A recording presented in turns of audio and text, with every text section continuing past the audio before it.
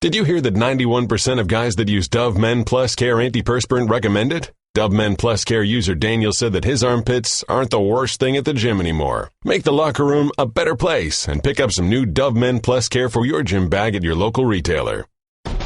This is the Best of Mike and Mike podcast. Subscribe now by going to the Listen tab in the ESPN app. The Best of Mike and Mike. Here we are, back and better than ever. Mike and Mike, presented by Progressive Insurance. Our guests on the Shell Pennzoil Performance Line. And all right, we've got two major storylines coming out of last night. First and foremost, congratulations to the Pittsburgh Penguins. Yep. Stanley Cup champions back-to-back. And they win in part because of a goal that would have given Nashville an early lead last night, but it was waved off because of an inadvertent whistle. And as I say, good morning, Golic, I think to myself, if that happened in the NBA Finals with the way every single moment, every official's call, every whistle is analyzed, dissected, whined about, and cried about endlessly, can you imagine if a championship game, a championship deciding game, was decided in large part because of a blatant inadvertent whistle? A shot gets through, ref thinks the goalie has it, it turns out he doesn't, they poke into the net, it doesn't count, and it winds up 2-0 the other way. Oh, especially after the last NBA game went with all the technicals and the mouthing off and the Draymond Green getting his first technical the second time and how the whole thing went. Yeah, and you're in a sport, too, in basketball where you have the most whistles of any sport. So quite honestly, it's pretty amazing to me that you don't get more of that. But you know, with the action so close, I guess they don't have a whole lot of that going on in the NBA. But it's certainly, and I get your point, because everything is the magnitude of everything in the NBA and how it's magnified would have been incredible. Yes, it would have been incredible, but it happened to the Predators last night in a game where the home team had won every game in this series. Thought they were going to be able to pull this one off and get it back to Game 7 in Pittsburgh. And it doesn't happen, and so congratulations again. The Penguins are back-to-back Stanley Cup champions led by their superstar in Sidney Crosby, and let that conversation begin. I saw some of it with Barry Melrose last night. I've seen some columns in other places.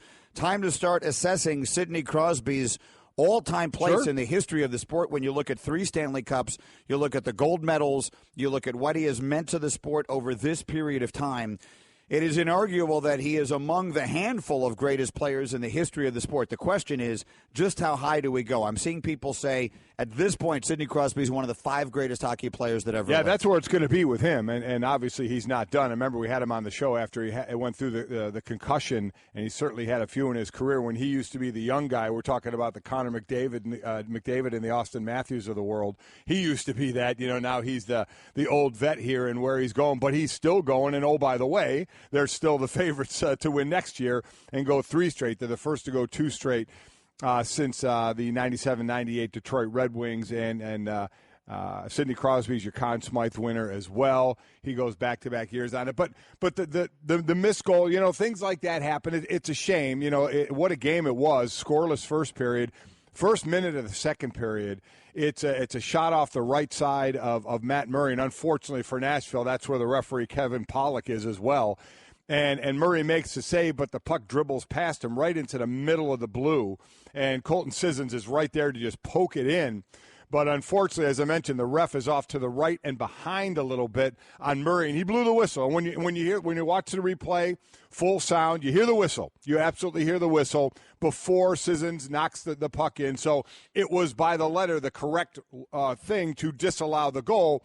But it was a big mistake by Kevin Pollak. It was a mistake by the referee for the inadvertent whistle. But as PK Subban, I think was it he who said it, or I forgot who said that. Sports? Who said that? Sports. One of them said that sports. Yeah. We talked about this in the NFL. You get X amount of inadvertent whistles a year. It happens. The referee thinks a knee is down or somebody steps out of bounds. I think that's the last one we talked about, a guy running down the sidelines, an inadvertent whistle. It happens, and there's nothing you can do about it but just say, you know what? The referee saw what he saw, blew the whistle because of what he thought he saw, and it was a mistake. But unfortunately, in Game 6 of the Stanley Cup, when the Predators need the win to send it to Game 7, it gets magnified in a game that was short on goals, something we hadn't seen a whole lot of in this series. And it was a scoreless first period, and this was right in the beginning of the second period. Would have put Nashville up 1-0. You don't know what would have happened at that point. There was still a lot of hockey left, but being up 1-0 is a lot better than zip. We know for sure they wouldn't have lost 2-0. No, they would not have. No, that much we know for sure. And the second goal was they scored. We'll get into it and off the top a little more. But the first goal they scored with 1:35 to go in the game. The second goal was an empty netter. Right. So I mean, this was really a 1-0 game, which Nashville could have had that goal at the beginning of the second period. Yeah, and listen, I don't have an emotional stake in this. Yeah. And if you were watching the game or if you heard any of the sound afterwards, and you'll hear it when we play the highlights for you, the crowd certainly let the officials know how they felt about it right up till the very end, which is totally acceptable. All I'm saying is, when you watch an NBA game, if you're following it along on Twitter, every single call, people are saying, the referee should be fired. They've destroyed the game. The league is a joke. Everything is a joke. Right? They go crazy on every single call.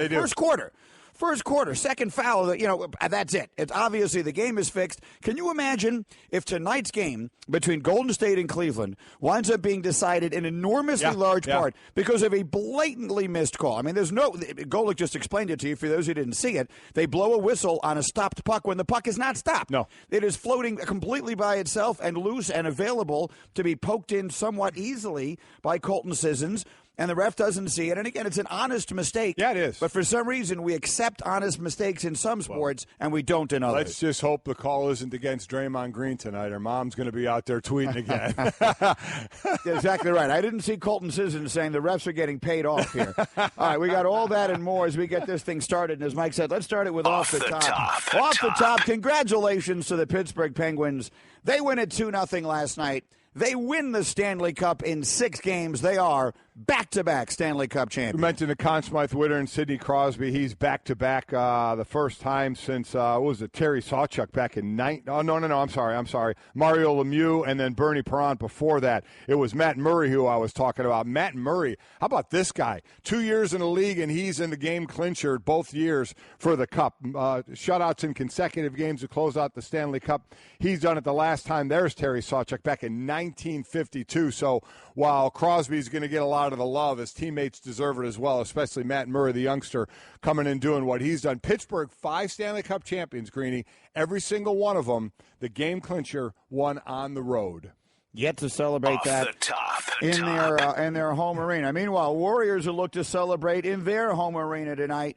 Game 5, NBA Finals. See it on ABC. Hear it on ESPN Radio. Can the Cavaliers somehow, miraculously, do it again from down 3 games to 1? Oh, how the narrative is going to change from the show on Friday to, has Kevin Durant taken the mantle from LeBron James as the greatest player? Is this the greatest team that's ever been on the court for 1 year? To, can the Cleveland Cavaliers down 3-1 now again do it again? It's unreal where their narrative has gone. The one thing you can expect, though, you usually could anyway, is a big game out of LeBron James. LeBron James is averaging 32.5 points per game when facing an elimination. It's the most by any player in NBA history. So I would imagine he's going to have another big game, probably another triple-double. Who knows? But let's see if they can shoot as crazily hot as they did in that game Friday night to get a second win. Now, I'll give you further thoughts on it when we get to it in a minute. But I'll tell you the one thing LeBron can't do tonight, and that's sit for a minute. He can't sit for a minute. They can't play without him for a minute. Oh, we talked about that one. 120 seconds he sat, and the roof caved in. Yeah, they're like a grade school team when he's not on the court. All right, U.S. played to a draw against Mexico in a World Cup qualifier yesterday. 1-1 draw at Estadio Azteca on Sunday night, earning a road point at Mexico in World Cup qualifying, just the 3rd time ever. They did it in 97 and 2013. Here's a team, Greeny, that from 1937 to 2009 were 0-23-1 in road games in Mexico, but in the last 3 they're 1-0-2, so getting a little better. Off the top. Here comes the judge. I like the way you say it. Yeah, here comes the judge. Aaron Judge reached new heights yesterday. He hit the longest home run that has been hit since ESPN began tracking such things in 2009. 496 feet. This guy is just, when we first started talking about him a bit ago, and he was getting going in these home runs that he's hitting at 6'7", 280 pounds. To me, him hitting a long drive with his size isn't stunning to me. Now, this was just an unbelievable monster shot. Watching this guy run around in right field, to me, is one of the more amazing things at his size. And, oh, by the way, don't just call him a home run hitter.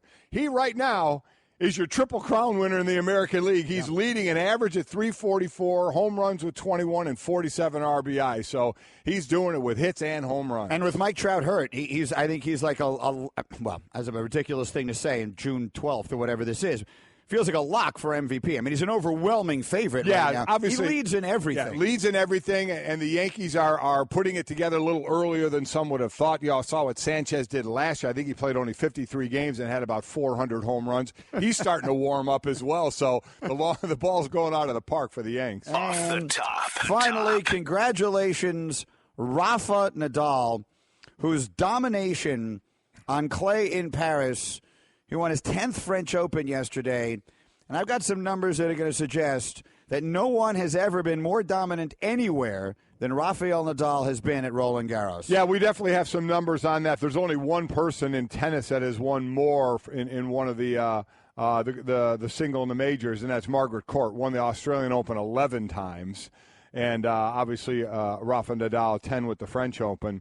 So 15 majors, as you mentioned, overall, Grand Slams overall, only trailing Roger Federer, who has 18. Yeah, we'll get a little more into Nadal later. We'll make that off the top. With The us here on top. Mike and Mike, it's brought to you by Zipa. Go to Zipa.com. That's ZYPPAH.com.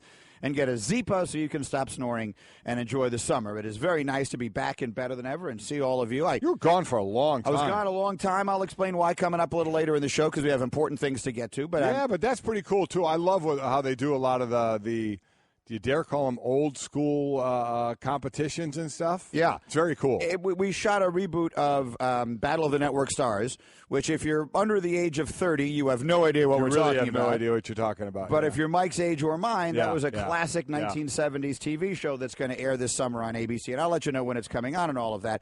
But I got to play the role, essentially, of Howard Cosell.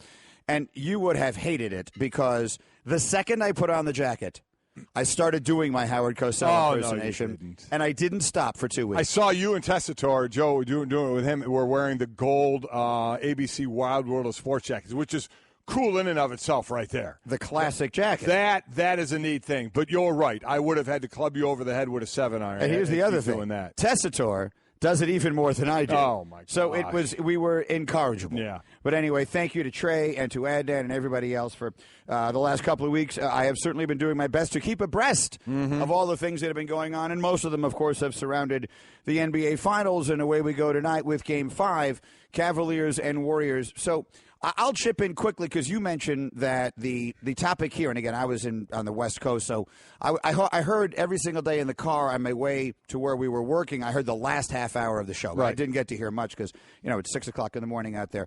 It's 3 o'clock in the morning when we start. But the narrative about LeBron and Kevin Durant, would it be insane for me to say that if having watched the first 4 games of this series, if you asked me to pick the most valuable player in the 4 games of this series to this point, I would still say it has been LeBron James. I could understand why you would say that. I remember 2 years ago you saying he should be the MVP even when they lost because he was playing with nobody. I understand. I wouldn't say you were crazy, no. Kevin Durant would be the MVP for the way he's playing, but I certainly understand what you're saying. Well, given the one, and I know where you're going to go, the 46 minutes he played when they were +7, and the 120 seconds he sat on the bench and they were -12 was ridiculous. It was stunning how it looked like they didn't know how to play basketball when he wasn't on the court or leaving guys open under the net. It was ridiculous. It was ridiculous, and the reason I would not, 2 years ago when they lost in 6 games, I actually, if I had a vote at the end of that series, would have voted LeBron the MVP. Yeah. Right now, I would not. Clearly, Kevin Durant has earned the MVP award. I would vote for him now. And another part of the reason is that LeBron was all by himself 2 years ago, and he isn't now. No, he's not. Kyrie Irving is ridiculous. Yep. And he's phenomenal, and he was a huge part of the reason they were there in Game 3, and he was a huge part of the reason that they won Game 4. So I wouldn't give it to LeBron because, in my opinion, in order to give it to a player on the losing team, it has to be so not even close that you couldn't even consider it any other way, and I would have done that with LeBron 2 years ago. But I would say that would make, to me, the narrative of has KD displaced LeBron as the best player in the world ridiculous. And so I didn't get to hear you and Trey much with your takes on that. Well, I think it's ridiculous. We had more than a few people have been saying that. Stephen A. was one that came on, and we kind of went back and forth with it. No, I do not think that at all. Trey does not think that at all. I think the best point that Stephen A. made and people have made is not how great Durant is playing, but Durant is doing it against LeBron when LeBron is covering him. That is the biggest part of all of this is a lot of those numbers are coming at the expense of LeBron guarding Kevin Durant. Not all the time, but a decent amount of the time. Sure. And Durant has been playing well. But to me, no. It is. There have been two narratives that are coming out of this. Is Kevin Durant now the best player in the NBA? And will this team go down as the greatest single-season team? That may have gone out the window because of one game. If they had gone 16-0, it would have set a record, breaking the 0-1 Lakers 15-1 record. Again, they only needed 15 wins because one of the series was best of 5, not best of 7. Right. So that lost a little bit of its luster, but still a heck of a 3-year run by Golden State if they can cap this thing off. Which I think everyone in the world expects them to do tonight. Yes. I would just say the answer to that, and it was really Paul Pierce that I was seeing, when you're out on the West Coast, these games start so delightfully early that I watched all of the post. Yeah, I mean, I do what I never get to do. I watched like an hour and a half of post game. But you're right. Paul Pierce has been on this one for a little bit. And I love Paul Pierce, and he's very good on these. Yes, he's doing a great job. But I could not disagree with him more strongly than I disagree with his take on Durant. And I will merely say this. If you just flip-flop those two players, if you put LeBron on Golden State as they are currently constituted and put Durant on Cleveland as they are currently constituted, in my opinion, this would be infinitely more one-sided than it has been. LeBron is a greater overall player than Kevin Durant. I agree. And in my opinion, it's not even close. So I just wanted to get that out there because I feel like that became the story while I was gone. Yeah, well, there's no doubt it's become the story. And it became the story because everybody thought that it was going to be a sweep, and that's what we were going to be talking about. The baton has been passed, and then also team-wise, this is the greatest team. So for me, the former athlete that comes out in me is if Cleveland were to lose this series, because we all saw it as so one-sided, if Cleveland were to lose this series, the what-ifs about Game 3 will haunt them. Because they were 3 minutes and 10 seconds away from going back to Golden State, now 2-2. And that's what I mean about this is how the change of the narrative has been. Golden State's dominating. Golden State, one of the greatest teams of all time. Cleveland can't hang with them, even when they're playing well, even when they shoot 61% in the first quarter. They still lose the quarter. All the things against them. And now it's, oh, my God, make a couple of buckets in the last 3 minutes. You win that game, you win the Game 4, and it's all of a sudden it's 2-2 instead of 3-1, and you have at least one more game back in Cleveland. That's what I'm thinking as a former athlete. Now, that won't enter their mind now. It's the right thing to think, though. Yeah, and it won't enter their mind until the postseason because they got a game to worry about now. But, boy, if they could pull this one off. Feels very unlikely, doesn't it? But it kind of, quite honestly, it felt unlikely Friday. I mean, there's the resignation at some point of, my God, what can we do? We shot great early on. We were losing that quarter. We lose. We're winning at 3-10. We can't make a bucket. 5 of us take shots, and we're 0 for 11. Only 2 guys for them take shots, and they come back and they beat us. What can we do? You had to feel like you were almost resigned to, we can't do enough to beat these guys. And then they come out there and just explode, shoot 53% from three-point land, 53% overall for the game, and just destroy. Never let Golden State, never has a lead. Now, it's one of those situations where Golden State's up 3-zip. You can try as hard as you want. And the one thing they did have hanging there, the one apple that was right there, was that 16-0. Yep. They had that. They had that in their grasp. They didn't want to talk about it before that, but now it was part of the narrative of we just want to win a championship. And, oh, by the way, if we win it Friday night, we're 16-0, the greatest postseason team ever, and the only one to ever do that. And they didn't. So that I was a little surprised. I really thought Golden State was going to end it. I did too, but that said, it's easy, Cleveland. You're also desperate not to get you swept. are, and it's playing at home. It's tough when you're up 3-0. It's tough to have that physical killer instinct attitude and aggressiveness that Golden State always seems to have. They're just sometimes it's just not there, and Cleveland's playing for their life. It's also good to know that some things never change. My KOD picks are 0-4 in this series. 0-4. I picked Cleveland to win Game 1. I picked them to win Game 2. I picked them to win Game 3. I finally gave up and picked Golden State to win Game 4. There you go. So I am 0-4.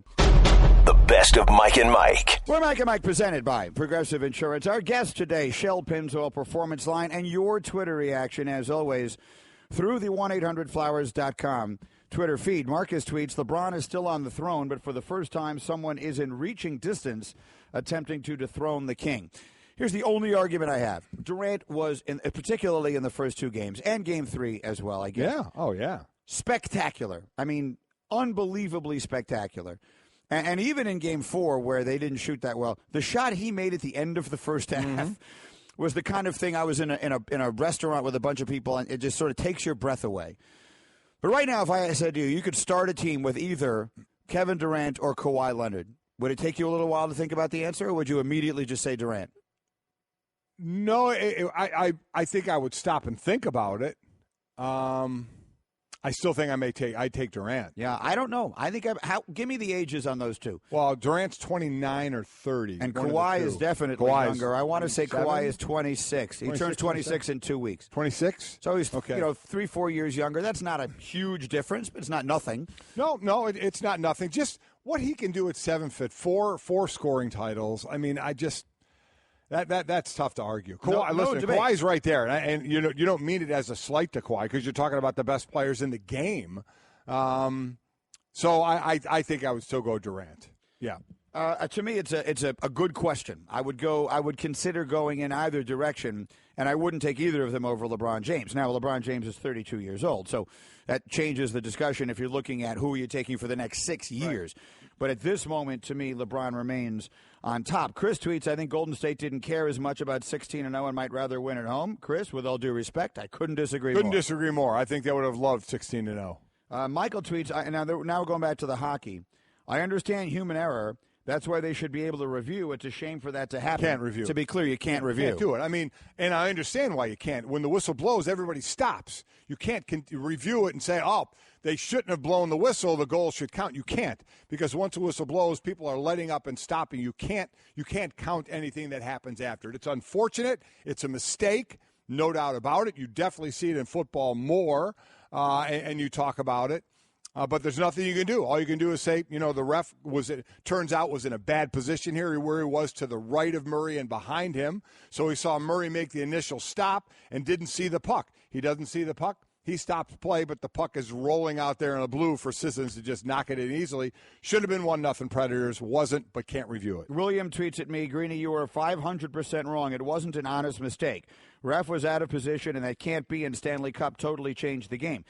I'm not sure what part of it I'm wrong. It's either an honest mistake or a dishonest mistake. Yeah, he made a mistake. It's a terrible mistake. Yeah, it is. But it wasn't a dishonest mistake. Right. No. My point is, no one is sitting here saying the league is fixed. Right. The refs are fixed. There's no question that in this case it would have been the opposite because they would have liked to extend it to a seventh game.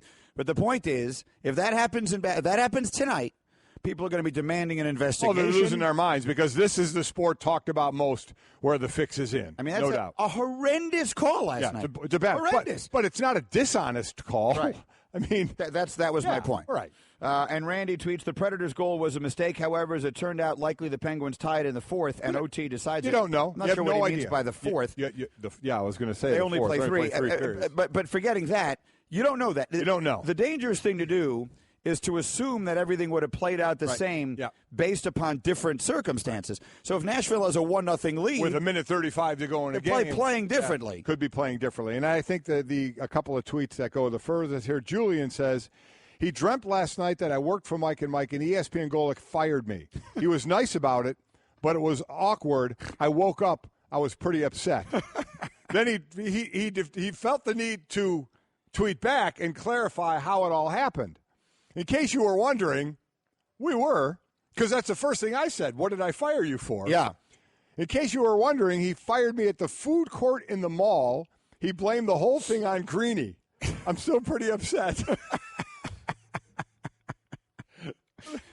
We don't have a food court here, but no, we don't. So in theory, he got fired from a job that you don't really have, like you were the manager of a restaurant in a mall. He said he worked for Mike and Mike. That's what I'm saying. So here's this to me. This is obviously. So he took you. What you're suggesting is that you took him to lunch at the food court in the mall to fire him. And he did something, and fired him, but it was supposedly your fault. I am fascinated by dreams and their meanings. I really am. This isn't the subject for today, but that blows my mind of why that person would dream that.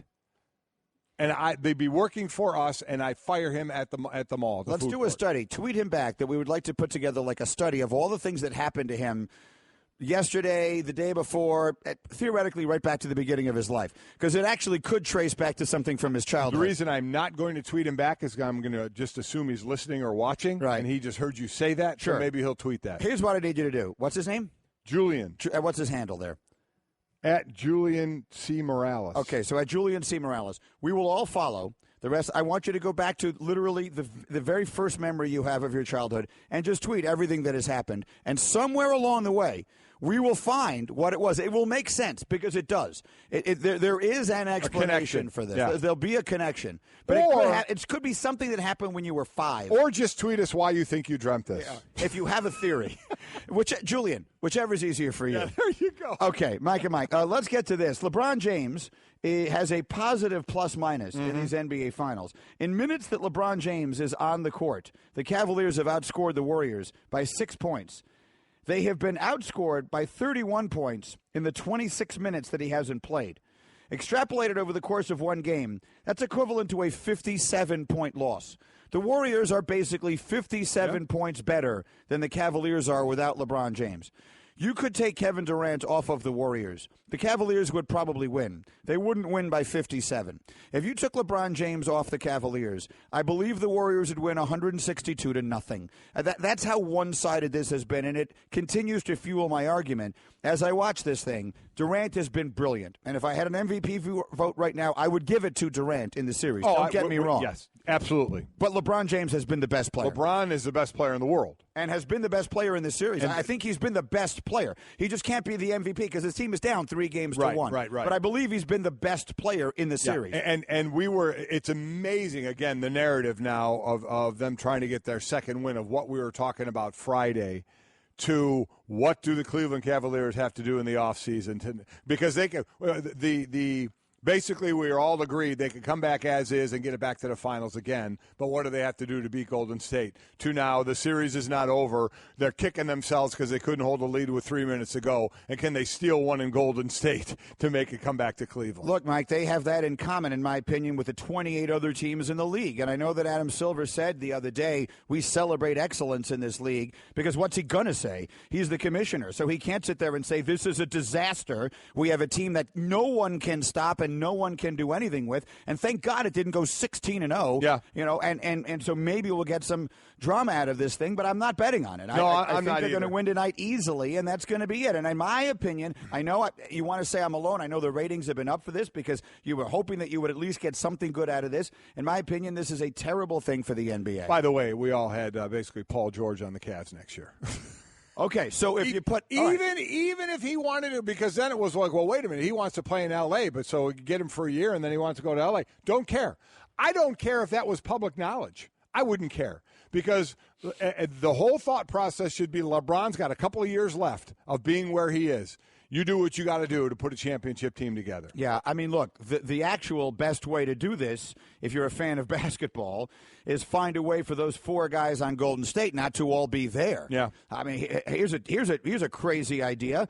Put good players on every team and see what happens. There's only so much the league can do, right? No, the league can't do anything. That's my point. Let me make it clear. Not the league's fault. Yeah. It was, as Silver said on our show, a unique circumstance where this player became a free agent in the same year that there was this colossal increase in the salary cap. He was well within his rights to do what he did. I don't blame Durant at all. I do not blame him. Nope. Despite the fact that the sum total of what he did, in my opinion, is a disaster for the league. But that's not his concern. He should be concerned with what's best for him. And if he thinks it's what's best for him, I'm not here to tell him he's wrong. But I do believe the result is terrible. Now, if you're going to put Paul George on the Cavaliers, okay, we'll have a different conversation. But I don't see that. The realistic one, I guess, is Chris Paul to San Antonio. Right. That was the other thing we talked about as well. Yeah. Does that make them a legit threat? Because we're all hanging on the 23-point lead or whatever it was in Game 1 until Kawhi Leonard got hurt, and it just disappeared. So, yeah, putting Chris Paul there, yes. Those were the two things we did as we were trying to not fix the league, but see who was going to compete against Golden State. So, I mean, in theory, would that mean Golden State had some legitimate competition? Is there something that the Clippers could do that would make that's all we had to talk about because we thought the series was going to be over. So, that changed. Yeah. So we got one more game out of it, and we'll see. I will be very, very pleasantly surprised if we get another. Please pick Golden State.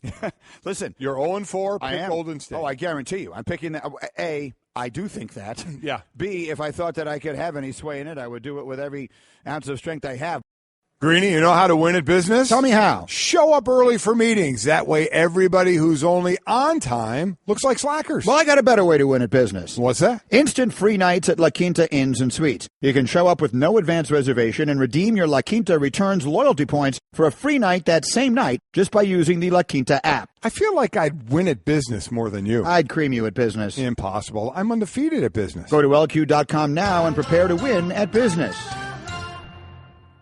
Hey everyone, Mike Golic here. Support for the Mike and Mike podcast comes from our friends at Rocket Mortgage by Quicken Loans. Chances are you're confident when it comes to your work, your hobbies, your life. Rocket Mortgage gives you that same level of confidence when it comes to buying a home or refinancing your existing home loan. Rocket Mortgage is simple, allowing you to fully understand all the details and be confident you're getting the right mortgage for you. To get started, go to rocketmortgage.com/Mikes. Equal housing lender, licensed in all 50 states, NMLS, consumeraccess.org number 3030.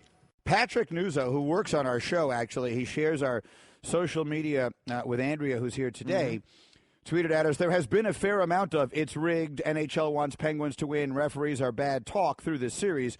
It just doesn't go mainstream. Yes, it doesn't get the attention, of course, the NHL doesn't, that the NBA does. Right. The point is, I'm talking about the reaction of the teams themselves. The reaction after last night's game from the Predators was, quote, that's sports. Do you think that would be Draymond Green's reaction if there's a call tonight that winds up deciding the NBA game? The Cleveland fans again for whatever reason he needed to do that. Yeah, he thinks the Cleveland fans aren't smart. His mother thinks the league is getting paid off, right? Or the refs are getting paid off. This is the narrative in the NBA. Ref 6 tweets, I'm taking Kawhi over Durant. Before Kawhi got injured in Game 1, he was locking KD down, and Kawhi couldn't be contained on offense. Kawhi is has become a much better offensive player than he was. And because I think people still have this vision of him as a defensive player. They don't give him the love overall then for that. If you were telling me right now that I can start a team with either one of those two guys, Kawhi or KD, I'm thinking long and hard about it. And I think at the end of the day, I probably would take Durant, but it would be very close. I get what you're saying. It's not an automatic, Durant by a long shot. It's not.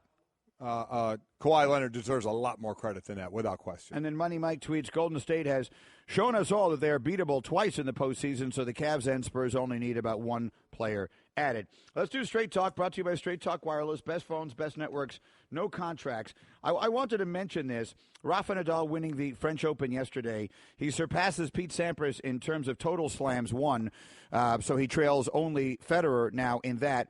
He did not drop a set at the French. It's the third time he has done that. And he is now won the French Open 10 times. 10 times. So if you want to look at the total domination of an event, or if you want to use a locale in his career, Rafa Nadal at Roland Garros, they put together a list that I really liked. And I think the thought they sent it to me was, hey, do you want to do a comparison? Which one is the most? I don't, but it is a good list. I saw the list. A good list. Just read them and just look at the way some people have dominated some places. So the total dominance, again, Nadal has won the French Open 10 times, 3 of which he did not even lose a set. Here are some other total dominance. Tom Brady in home games, Gillette Stadium, is 101-16.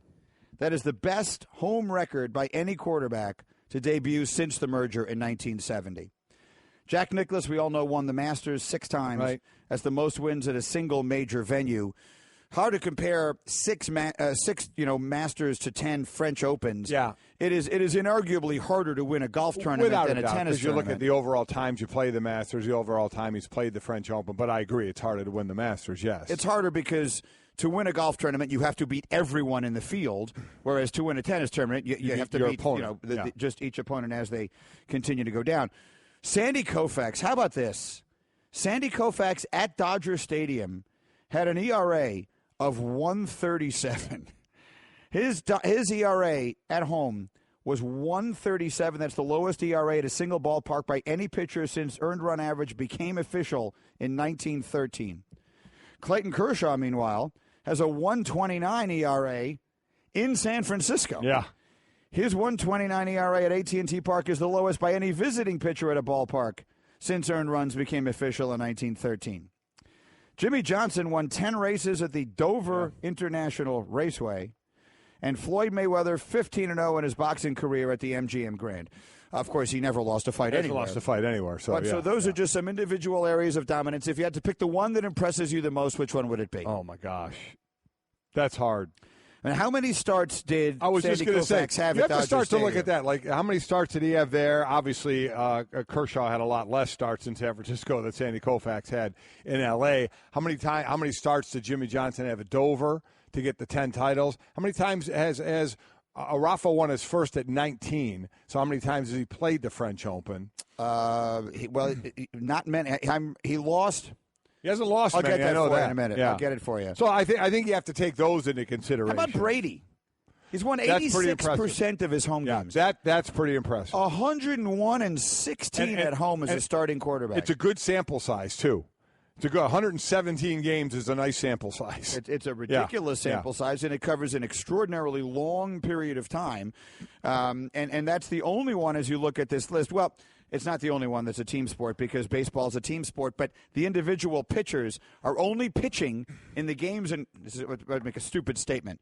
They're only pitching in the games in which they pitch. Well, there you go. So there is nothing that ever happens that they can't really affect. Yes, they can't affect their own offense, but they have more control over any individual game than a quarterback does. So for a quarterback, for Brady to have been that dominant at home, I think if I had to look at all of these, I would take that. And speaking of that, you see LeBron making news about Tom Brady as well, saying that Tom Brady isn't the greatest athlete to ever play, maybe the best football player, but not the best athlete because he only affects one side of the ball. I got to be honest with you. I understand what he's saying. I completely understand what he's saying. I don't agree with it at all. If you're going to say that, you are now discounting every football player since Chuck Bednarik from that discussion. Again, you're talking about athlete. It's a conversation probably for another day, but your definition of athlete. Okay, well, Tom Brady is never going to be considered one of the great athletes. Then my definition of athlete is go find me the guy who won the decathlon. Right. All right, so I mean, are we just counting up the number of different things you can do? The best of Mike and Mike. First guest of the morning is standing by. Hear him every afternoon here, coast to coast on ESPN Radio with the right time. Here's our friend Bomani Jones. Good morning, Bomani. Morning, gentlemen. How are you? Good. We were well. We were sort of holding out some hope that the NBA Finals don't come to an end tonight, although I don't have a very good feeling about it.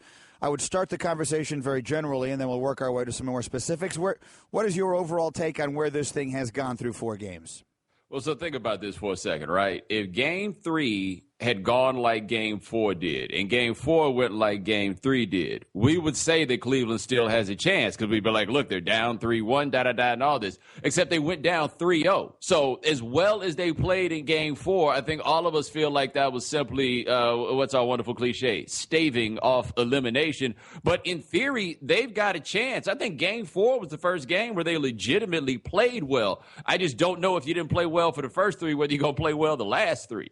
Yeah, I'll tell you, and I said this before, as a former athlete, they'll kick themselves in the offseason. 3 minutes ago in Game 3, make a few buckets there, and all of a sudden they're thinking it's 2-2 going back to Golden State. That's the fun of this, but they can't worry about that now. They have to go play Game 5. Did your narrative change at all? All we talked about Friday was, is Kevin Durant now the best player in the league? Is this the greatest single-season team of all time now?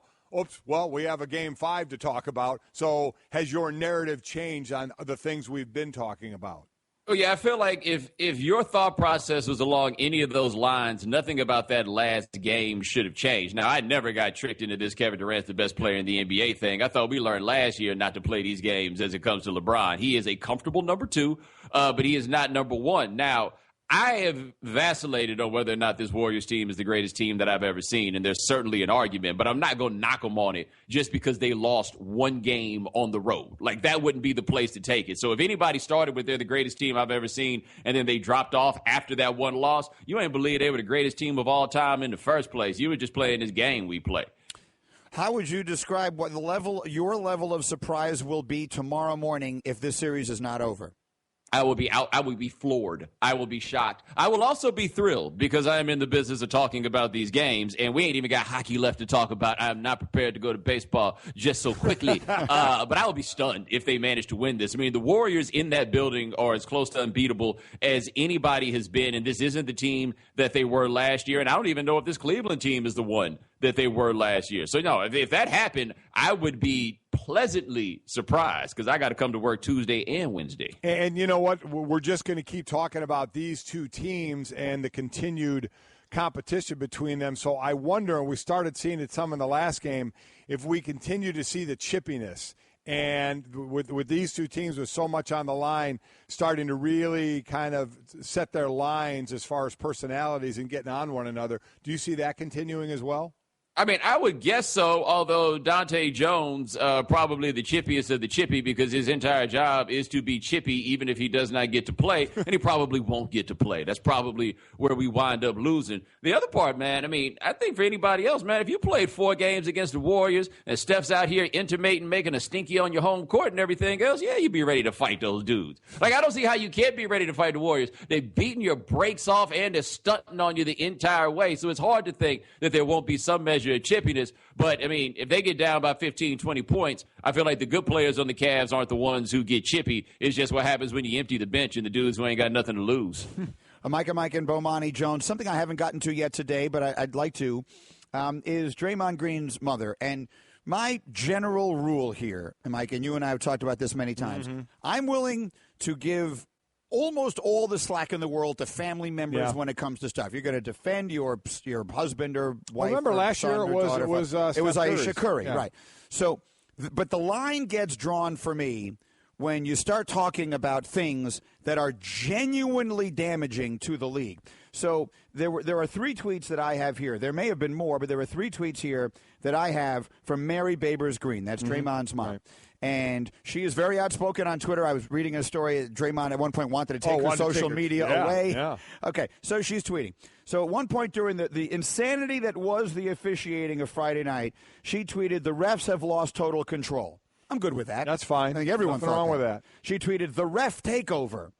I think we're all good with that. No problem with that. The other thing she tweeted was, "These officials have been officially paid."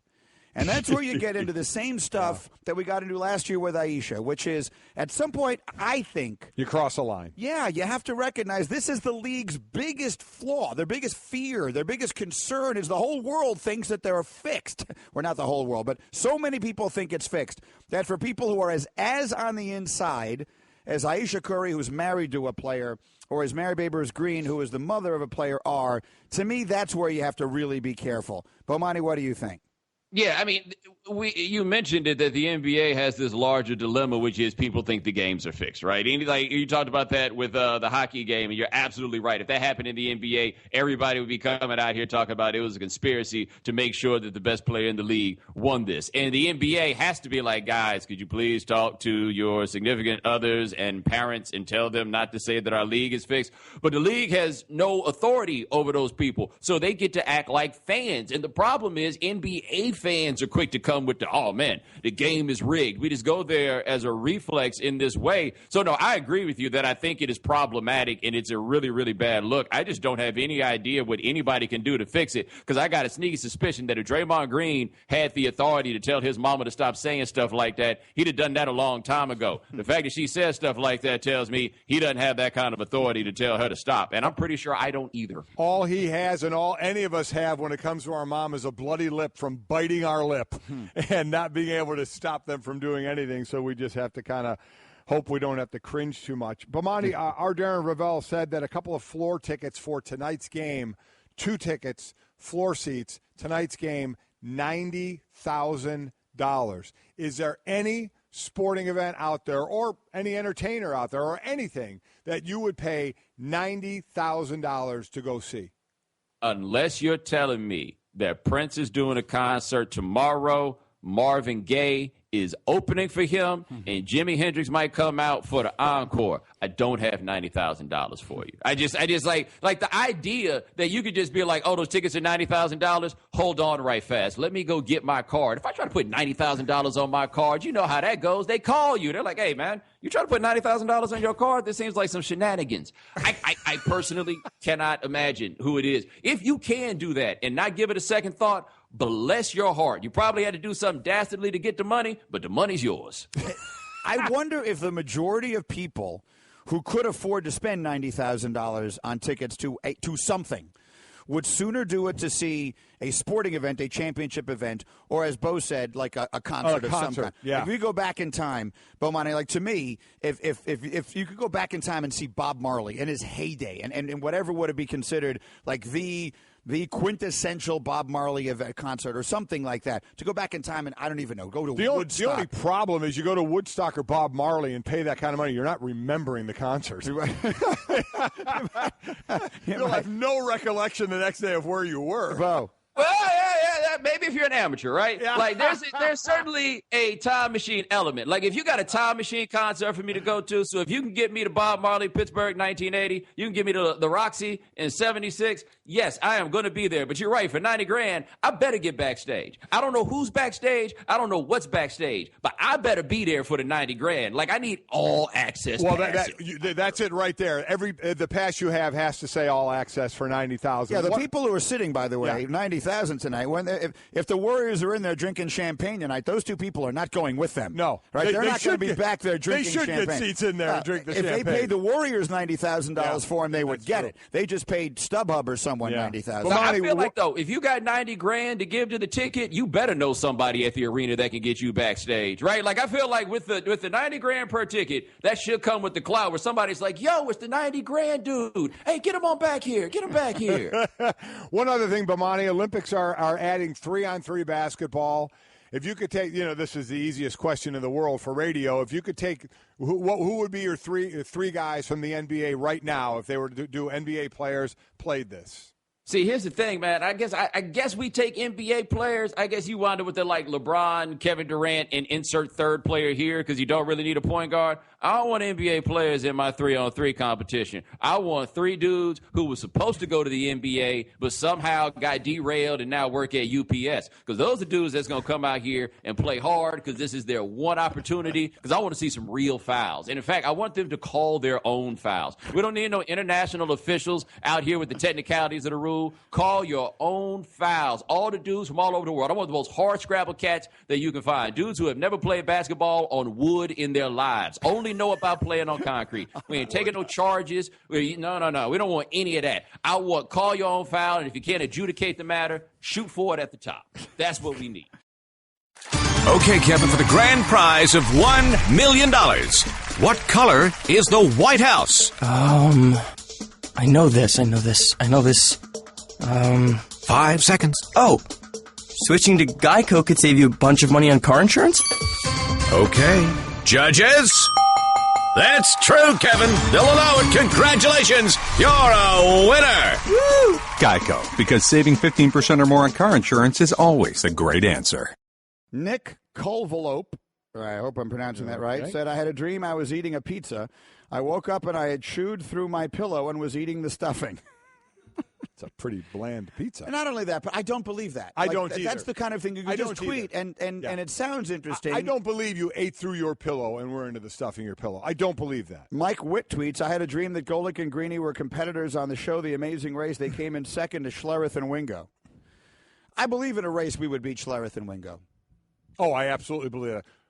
Dude's had 20 surgeries on his knees. Yeah. Schlereth. I think Wingo and I are like what has Wingo ever done in his life to have 20 surgeries on his knees? No, right. Just to clarify. Yeah. Wingo and I think in a running race, are a wash. I don't know that there's any reason. I think I'd be faster than him, but I don't know that. Right. I've seen Trey in the gym here many times, and what he generally does, what I've seen is he puts the elliptical on like an extraordinarily high level. He gets going. Yes, he does. He's like climbing a mountain. He is. He gets after it. I know you and your elliptical, you're on for 33 minutes. And I do it fast. Yeah. So I feel like I'm faster than you guys should have an elliptical race.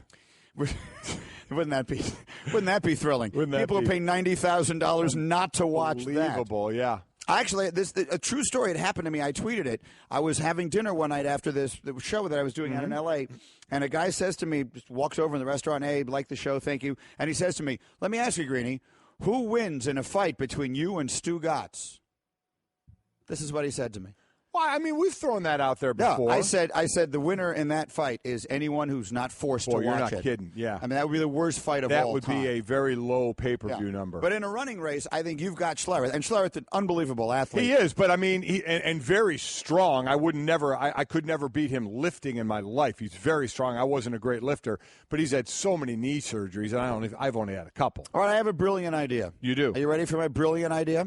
No, but so they're going to put 3-on-3 basketball into the Olympics. Which is pretty cool. Absolutely. Now, 3-on-3 basketball should be played outside. I understand that. That's a game that feels as though it was meant to be played at Rucker Park or at West 4th Street or whatever the equivalent of that is in every city in America. As Bomani would say, not on wood. Not on wood. Yeah. But here's the thing. If Olympic basketball was played in the winter, if you put basketball in the Winter Olympics, you couldn't have the NBA players, right? Because it's during their season. They're not going to stop the NBA season for 2 weeks. Does. Like hockey has done. Said they're not going to do it. Said they're not going to do. They're not going to do that. So basketball goes in the summer. Right. But basketball is really not a summer sport. Basketball is a winter sport. We traditionally played in the winter, and it's played indoors. I'm assuming the 3-on-3 basketball is not going to feature any active NBA players. Now, maybe I'm wrong. If they do play in the summer, maybe they will. I don't know if it does or not, but I am absolutely. It's the first thing I said. I said it anyway. Bomani said it as well. I would not have NBA players. You would not have them in the 3-on-3. I don't want pros in the Olympics anyway, but that horse is out of the barn. But for this, because I know where you're going, it would work to not have NBA players. It would be the only way to not have. I believe they should put the 3-on-3 basketball in the Winter Olympics. They're dying to find stuff to put in the Winter Olympics. If you look at the number of events that exist in the summer versus the winter, Hembo, you could look it up for me, it's like 3-1. Yeah. The ratings are overwhelmingly greater in the summer because, for lack of a better word, all the good sports are in the summer. Yeah, you have the freaks like me who are going to watch any Olympic sport any time of the year, but they want that casual person. That's what gives you the big ratings. And you're right, the summer does way better than the winter. You like the Winter Olympics. I do. But you like the summer better. I mean, you just do there's more events and they're better. But I'll watch them all. My point is, a guy like me, I'll watch them all. But only because they're there. Yes, ratings-wise, Why is swimming in the Summer Olympics? Like, if you want to make some sort of equal distribution between these two. I agree with that because swimming season, certainly in college anyway, is through the winter. And ends in March. They're swimming inside. You're not swimming in a pool outside, right. the Nussbaum's house. You're swimming there are some or anyone's house. Outside. But to your point. But not in the Olympics. No, I've never seen them swim right. outside the you're Olympics. Right. Why are you nodding your head at me, Travis? They swim outside in the Olympics? In Australia, they swam outside. All right, but for the most part, it's inside. Okay, you could to your point, it's you can inside. Make it inside. Yes. So put the swimming. So if you want to try and make the Winter Olympics better, so here's a great event. Now this is just me talking. I think 3-on-3 basketball in the Olympics is going to be awesome, absolutely awesome. Put it in the Winter Olympics. Why would you put it in the same Olympiad where the actual basketball, whatever you want to call it, the 5-on-5 basketball is going on? Put the 3-on-3 basketball tournament. Granted, you'll have to play it on wood because you're not going to play it outside. But put it in an arena someplace and play 3-on-3 basketball in the Winter Olympics. I think it would be terrific. I do as well because and that's one of the reasons too. I don't want NBA players, so it could work. Swimming could not work in the Winter Olympics. Why? Because you're during the NCAA season. You have college. You have swimmers in there that are swimming NCAA. NCAA is something now getting a little deep. NCAA swimming is short course. It's a 25-yard pool. Olympics is long course, a 50-meter pool. Different training. So right in the middle of your short course season, you would be going to the Olympics and swimming long course events. a little more difficult to do. So I could see why you don't want to do that. Michael Phelps has been out of the NCAA for 15 years. You're just saying we'd be eliminating the college There's a lot of swimmers in the. I know you're looking at the Katie Ledeckis of the world, who, by the way, is now swimming in college. She took a year off of college because it was Olympic year. A lot of it is the timing of that. So that I can understand not doing this without question. No NBA players. Put it in the Winter Olympics. There are 306 medal events in the Summer Olympics, 98 in the winter. There's 3 times as many events in the summer. We need to start taking some of the Summer Olympic events up the winter and put them in the winter. There you go. I agree. Anything that's done indoors. Spruce it up. You could put the curling in the summer if you want to. The best of Mike and Mike. Let's start by asking what this almost seems like a ridiculous question, but of all the things that Cleveland did so well offensively on Friday, how many of them are repeatable, which is to say they just hit a lot of tough-looking shots? Is that the kind of thing that carries over to another game? Is there anything they did offensively Friday night that you say, okay, we use that and we build on it going forward tonight on the road? Well, the scary part is the shooting, because, I mean, that more than anything has been a real challenge for them because, they shot ridiculously well. The first quarter was historic. Clearly, but when the game's all over, they shoot 53% really from both, from the field and from the three-point line. I don't know if they can shoot 53% from the three-point line again, but to me it was more about individuals. This team, the big three have been there essentially. LeBron's been there all the time. I'd say Kyrie and Kevin both had 2 excellent games of the games played so far. That's a given. I think the big three is going to play. The other guys were MIA. That's Tristan's first good game. You would say Tristan's got to get double-digit rebounds, and the thing that kind of got lost in the shuffle, his offensive rebounds, he got 4 of them, but he got 5 assists, 4 for three-point shots. Tristan Thompson was really a factor in the game. JR's had 2 good games in a row. I think that's doable. I think he can play again. But their supporting cast has been what's hurt them. They just haven't had enough guys play well. A whole number of people stepped up and played well. Richard Jefferson was excellent. I thought Shump defended well. Darren Williams had his best game. So, to me, that's what it's going to take. The big three have to play not good. They have to play super. I think that's possible. But are all these other guys going to show up, and can they shoot it from downtown that well again? Because that's what's impacted their defense. The first 3 games, when they didn't shoot it well, Golden State was just running down their throats, virtually every possession. So this game, they were able to get their defense set up a little bit, and they were able to defend and make Golden State run half-court offense. So of guys that played meaningful, before we got to the last couple of minutes of that game and of the blowout game for the Cleveland win, guys coming off the bench, I want to stay there to the quote-unquote role players, not so much Tristan or JR on the starting lineup, but Richard Jefferson, Shumpert, Williams, Korver, those guys. In Game 4, they were 6 of 10. They were 3 of 8, I believe, or 3 of 7 from the three-point line. So they did well. And all we hear is role players play better at home.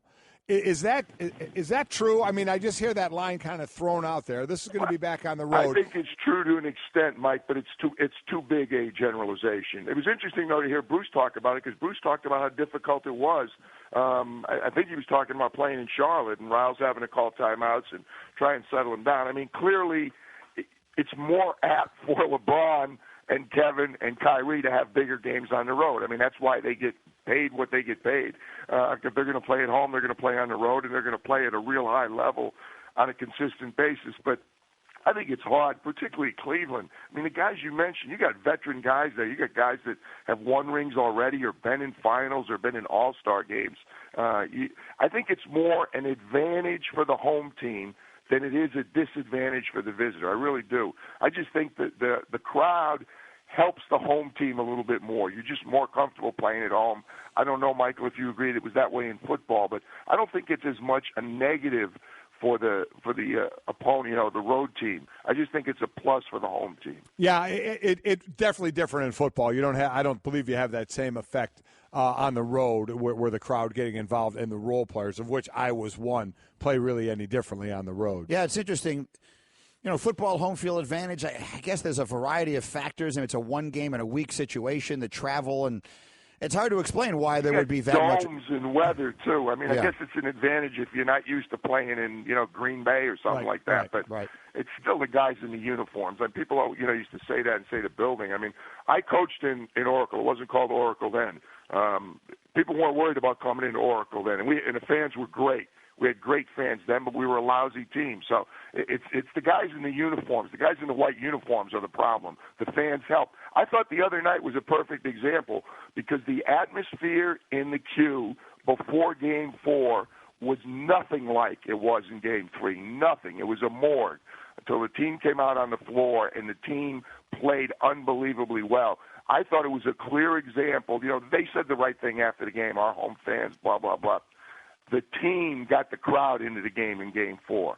It really was. The atmosphere before Game 3 was incredible. Before Game 4, it wasn't there until the team came out and started playing the way they played. They got the crowd into the game. Mike and PJ on the Shell Pennzoil Performance Line. Get instant gold status at Shell.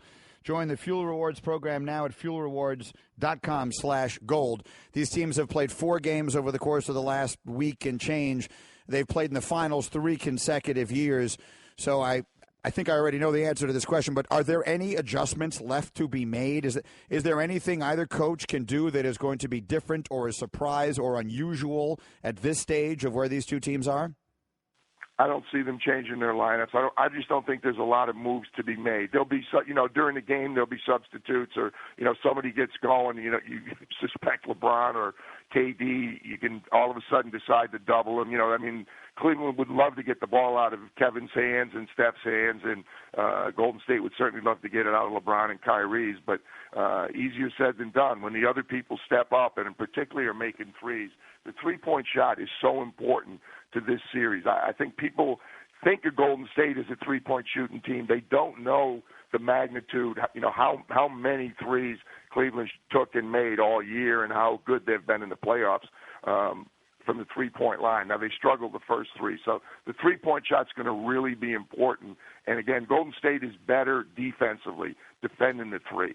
So I think that's going to be big. But I really think it's going to be about individuals. Who's going to step up? And I'm really going to be intrigued if Cleveland can hang in, just be there going into the fourth quarter, because I think the deeper you get into the game, the more the potential for Golden State to all of a sudden start going, oh, no. The pressure will mount as the game goes on if it's close or if Cleveland's playing from ahead.